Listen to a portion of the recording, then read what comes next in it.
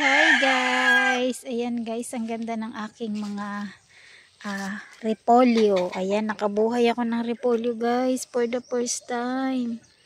Kaya lang may kumakain na uod. Naku, need kong mag-spray mamaya ng fertilizer.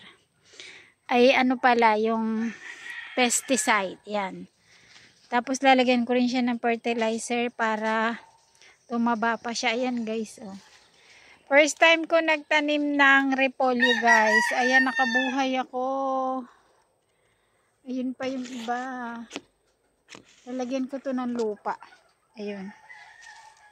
Ayun, okay, nakain ng uod. Nako, kailangan ko talaga itong isprayan mamaya. Ayan guys, nakakatuwa. First time ko nagtanim ng repolyo. Ayan, mga ilang buwan pa. Unti-unti na nga siya guys. Ayan o. Bumibilog. Diyan yan mag-ano ng ano niya eh. Ayan, maglalabas ng repolyo. Ayan, kailangan natin siyang alagaan sa mga insekto.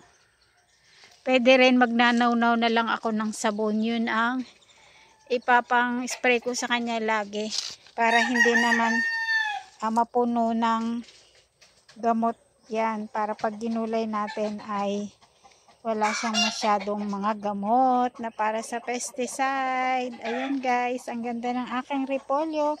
First time kong nagtanim. Sulit naman. Ayan. Pag may tinanim, magantay ka lang ng ilang araw o ilang buwan, may aanihin ka na.